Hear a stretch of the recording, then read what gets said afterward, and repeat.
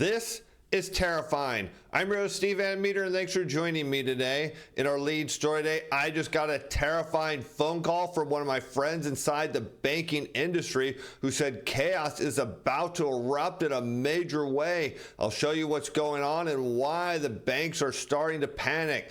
Plus, we have a sponsor for today's show. We'd like to welcome Jen over to the show. You can find him on the NASDAQ under symbol JNVR, and this company helps connect business property owners with lenders through their AI-enabled platform. And the reason you want to check out their stock is the last time it traded in this oversold level, it jumped by 162% in a mere month. Stay tuned to the end of the show or check out the pinned comment or description for more information. Now let's head over to Bloomberg, where I want to pick up a breaking story that just released that has everything to do with the political space in the labor market, and then we're going to get into that phone call that changes everything about what's going on with the banks.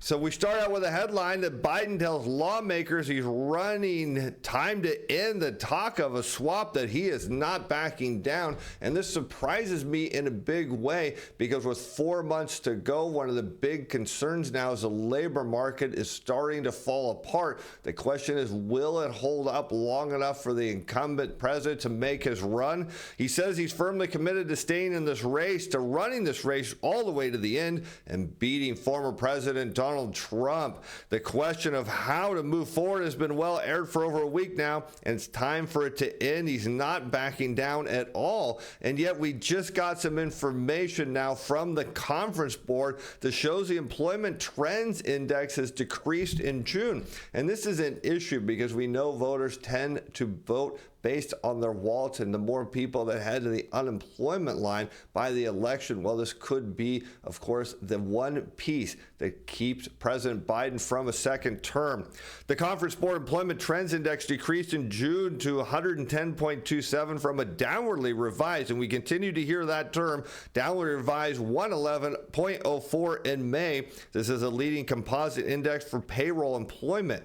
When the index increases, employment is likely to grow, but when it decreases, well, it doesn't give us a good sign for the labor market, as turning points indicate a change in the trend of job gains or losses is about to occur in the coming months. And again, this is the danger sign when you're running for president on a second term and a slowing economy. If we have a recession or the beginning of one we're starting to see in the next 4 months, well, it doesn't look good. As the ETI fell in June, continuing the downward trajectory observed since the measure peaked back in March of 2022. June's downtick signals employment could fall. This is dangerous news for the U.S. economy in the second half of 2024. But everyone believes it's okay because it remains above its pre-pandemic levels, and payroll growth remains healthy, albeit at a reduced pace compared to the outsized gains experienced during the pandemic recovery. And while the index suggests an aggregate reduction in employment ahead, we anticipate the labor market will only cool modestly unless it doesn't. And that's the big change that's coming. We're going to make the case of why what's going on in the banking industry suggests that the labor market is indeed going to continue to unwind and accelerate in a dangerous way, but something we think is going to accelerate to the upside. That's a stock for our sponsor of today's show, Janover Inc. Again, you find them on the NASDAQ under the symbol JNVR, and you can look down here. Well, last time it traded in this deep oversold area, you can see it rallied by a massive 162% over the following month, and here it is down in that oversold territory again. Buyers are starting to step in. The first move to the volume profile line at 111 is 47%. It breaks out all the way. Potential now 162% return. Stay tuned to the end of the show to find out more information, as the unemployment rate edged up to 4.1% in June from 4% in May. Remember, this is where Fed Chair Powell has said the unemployment rate's not going to get meaningfully higher than 4%. The danger part is, what if it does? I'm going to make the case of why that's highly likely and far sooner than anyone expects. Initial claims for unemployment are headed higher, as we know, and despite these slight upticks, and you'll note that everyone's trying to make this look rosy, measures of joblessness remain low, and it does on a historical matter, and the unemployment rate is below the natural rate at 4.1%. 3.4. But more importantly, job seekers are reporting favorable conditions. The share of respondents who report jobs are hard to get declined in June to 14.1, which is interesting because we continue to see people head to the unemployment line. So when we look at the unemployment rate here, you see that shown in red against continued unemployment claims. It makes the weekly data we get on initial claims and continued claims so critical, because if we continue to see a rise in continued claims, which I believe we will, I'm going to make the case why, what's going on inside the banking industry, the unemployment rate will lag and continue higher, suggesting that the U.S. economy and the critical labor market are completely falling apart when no one thought this could happen. And June's decrease in the employment trends index was driven by negative contributions from 4 of its 8 components. That's 50% of the components, as percentage of firms with positions not able to fill right now drop. Number of employees hired by temporary help industry drop. Initial claims for unemployment insurance are rising, along with a decline in job openings. Those are the trends you don't want to see, suggesting there are problems inside the labor market, and all that's turning to is problems for the big banks. Now, I just got a phone call today from one of my friends inside the banking industry. He said the banks are about to do what the unthinkable that no one says they're going to do, and that's start to buy bonds in a meaningful way. When banks do that, it spells trouble on the inside and for the broad economy. As a big bond bet favored by Citi, JP Morgan gets a boost before this week's consumer price index. And again, this is indeed confirmed from my sources. The bet that the U.S. yield curve will normalize toward a steeper slope is suddenly looking as good as it has in months, with traders eyeing the latest print of the consumer price index for additional support. And what this involves is everyone believed that rates were going to rise and the curve was going to steepen on higher rates, but it actually can steepen on lower rates, which is called a bull steepener. If that happens, well, it means devastating things for the U.S. economy are coming, and all this is a sign is that banks are starting to panic and do what they need to do to protect themselves. The yield curve got an initial boost after President Joe Biden's June 27th debate performance appeared to ease Donald Trump's path to retake the White House. And I wanted you to know, one question for you that is who do you think takes the White House now that President Joe Biden says he's in it to win it? Do you think he takes the throne for a second time, or do you think that he's going to lose to former President Donald Trump or someone else? Weigh in the comments who you think is going to be our next president and why. It's aftermath. Strategists at banks including Citigroup, JP Morgan, and Morgan Stanley have now touted the so-called Trump trade. The idea is that Republicans' policies on tariffs, immigration, and deficits will lead investors to demand higher yields on longer-term maturity treasuries, but it doesn't work that way. That's not how the economy works at all. It's not how the financial system works.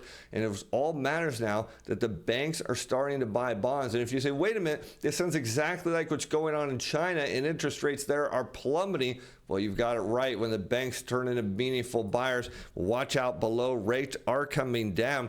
And here you can look at the yield curve. We see the 10-year minus the 2-year shown in blue. And when it's inverted, you'll note it's below this horizontal black line. And when it comes out of that, it's called a steepener. Now, there's 2 types of steepeners. There's a bear steepener. That's when rates go higher. But there's also a bull steepener, as you see here, when rates go down. Now, how do you know rates are coming down? Well, that means the federal funds rate shown in red. You can see each and every time we get a steepening of the yield curve, it's married by a drop in the federal funds rate, suggesting going forward, the Fed is more likely to cut rates than raise them. And the next leg up in the trade came on Friday when fresh signs of a softening job market bolstered expectations that the Federal Reserve will cut interest rates this year, spurring a sharp drop in short-dated yields. One of the closely watched measures of the yield curve, the gap between the 5 and the 30-year yields, reached the widest since February after the data on that suggests that yields on the long end are going to follow the shorter end down. And what happens here is you start to see short end of the curve, roughly around the 2 to 5 year mark. They start to drop, and next thing you know, the long end of the curve falls. This is called a bull steepener. And of course, the banks, they lead the Fed by not just a month or two, usually by far more than that, because because they know when the Fed starts cutting, it means there's something wrong inside the system. Of course, the banks already know things are going wrong in a big way, as easing by the central bank is seen as a steepener's bet principal driver, which heightens a focus on inflation readings coming this week. Consumer prices likely rose at the slowest annual pace since January in June, according to a recent survey. Evidence of further disinflation may remove a major obstacle to the steepener's success. Fed officials have been signaling they're not ready to lower rates, which is why it's highly unlikely in July we're going to see a rate cut. But one thing we do know is from members of the Federal Open Market Committee, outside that of Fed Chair Jerome Powell, we're starting to hear a larger chorus of members starting to call for a rate cut because they know there's something wrong with the economy and the banking system. And here you can see the connection between the two. When the yield curve is inverted and steepens out of it, as we're showing here in blue, what do you know happens to inflation? Well, inflation comes down in a big way each and every time. This is why we're seeing the banks start to line up. They believe that inflation is going to come down. This is, of course, contrary to what consumers believe and what the Fed believes, and they're taking a position on. Of course, you want to know who has all the data about consumer spending habits and demand. It is indeed the banks. When they see things are wrong,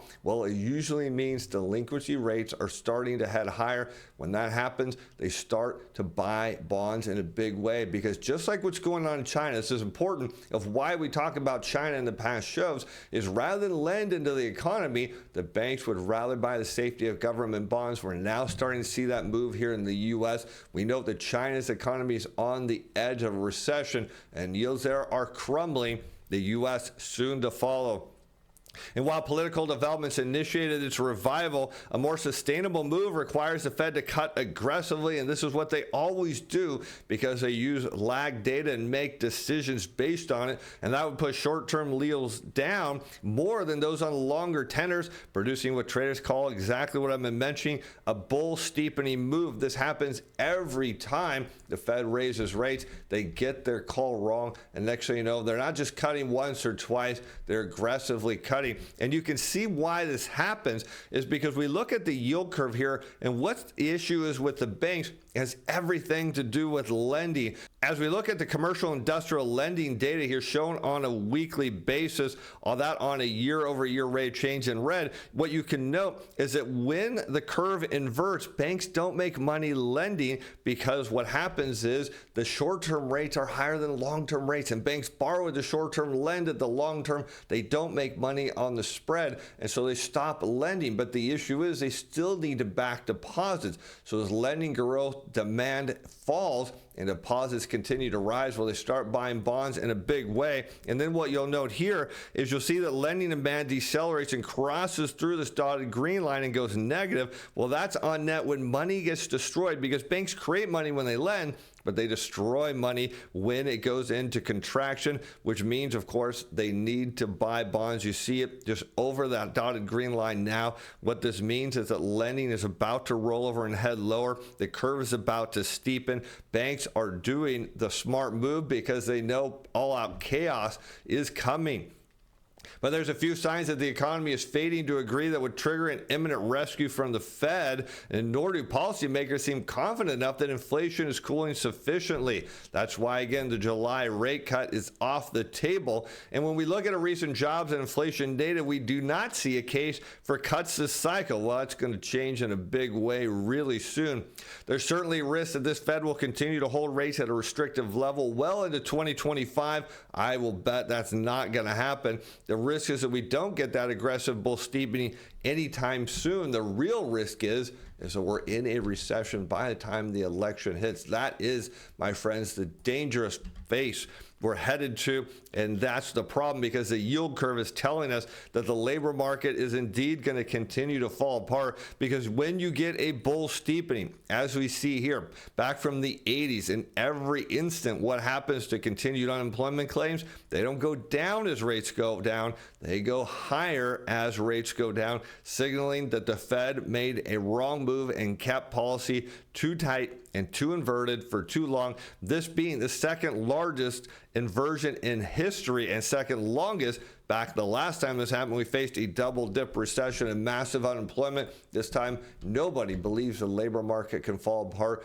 but our data suggests that the yield curve now is indicating that the U.S. labor market is about to go. The banks already know this. They're starting to panic and buy bonds in a big way because they don't want to be the focus of the next financial crisis. Of course, it's going to be on the small and mid-sized banks, which is why the big banks are loading up. And here we see that a strategist pointed out when Trump initiated the trade war with China during his presidency, yields declined. This is despite popular belief, and that the curve flattened as tariffs weighed on productivity and growth. In addition, relatively small difference in the outlook for U.S. deficits under the new candidate's policies suggests that any supply-driven yield repricing based on the election should be modest at best. And as we know, of course, long-term yields are a function of growth and inflation expectations, not who's sitting in the Oval Office. But as far as Powell's concerned, nothing's going to change, at least not immediately. It's Powell to face Fed critics in Congress on high rates